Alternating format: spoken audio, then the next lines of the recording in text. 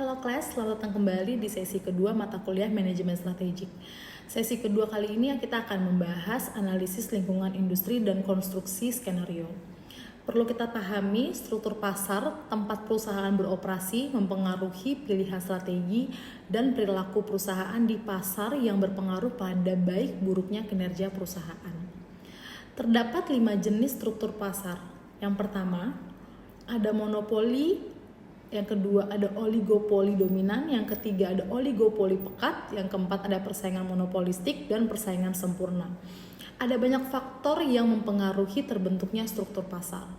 Ada yang pertama tingkat kedewasaan industri, partisipasi pemerintah, struktur biaya, diferensiasi produk, derajat integrasi, jumlah dan tingkat konsentrasi, skala ekonomi, pangsa pasar, tingkat konsentrasi, dan halangan memasuki pasar. Konstruksi skenario adalah metode yang digunakan untuk merencanakan dan membuat proyeksi masa depan berdasarkan berbagai kemungkinan perkembangan yang ada. Model Royal Dutch atau disebut sebagai Shell terkenal dalam pendekatannya, terutama karena cara mereka mengantisipasi dan mengelola ketidakpastian di pasar. Adapun langkah-langkah dalam konstruksi skenario menggunakan model Shell. Yang pertama, identifikasi isu pasar, yang dimana tantangan utama perlu dianalisis.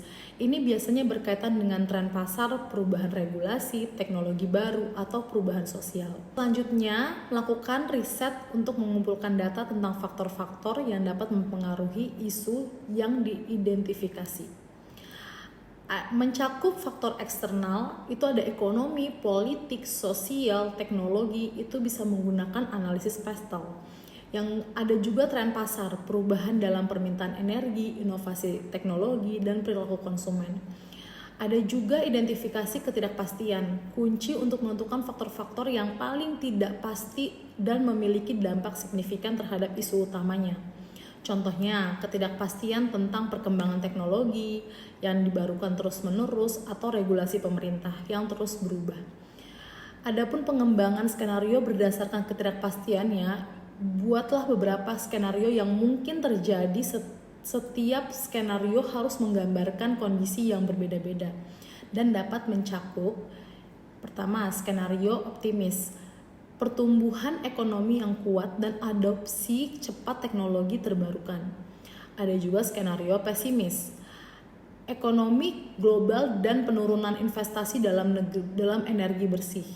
Ada skenario stagnasi, pertumbuhan yang lambat dengan ketergantungan berkelanjutan pada sumber energi fosil. Selanjutnya, analisis dampak evaluasi bagaimana setiap skenario akan mempengaruhi perusahaan atau industri. Pertimbangkan aspek-aspek seperti keuangan, di mana dampak pada pendapatan, biaya, dan profitabilitas. Yang kedua, operasional, kemampuan untuk memenuhi permintaan pelanggan dan mengelola sumber daya yang ada. Ada juga strategi, kesiapan untuk beradaptasi dengan kondisi yang berubah-ubah. Ada pengembangan strategi berdasarkan analisis skenario. Kembangkan strategi yang dapat diimplementasikan dalam berbagai kondisi. Hal ini bisa termasuk ke dalam diversifikasi produk, pengembangan produk energi terbarukan untuk mitigasi resiko ketergantungan pada minyak. Ada investasi teknologi, berinvestasi dalam inovasi untuk tetap kompetitif di dalam pasar yang berubah-ubah. Ada kemitraan strategis, bekerja sama dengan perusahaan lain untuk mengembangkan solusi yang lebih berkelanjutan lagi. Selanjutnya ada monitoring dan penyesuaian, terus pantau perkembangan di lingkungan industri dan perbaruan skenario dan strategi sesuai kebutuhan masing-masing. Ini penting untuk tetap relevan dan responsif terhadap perubahan yang cepat. Kesimpulannya, model konstruksi skenario dari Shell atau Royal Dutch membantu perusahaan untuk berpikir secara strategis dan mengelola ketidakpastian dengan cara yang lebih sistematis. Dengan pendekatan ini, perusahaan dapat lebih siap menghadapi berbagai kemungkinan yang ada dan mengambil keputusan yang lebih baik lagi di masa depan.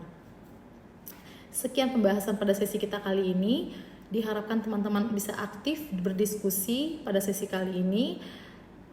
Terima kasih atas perhatiannya. Semangat belajar!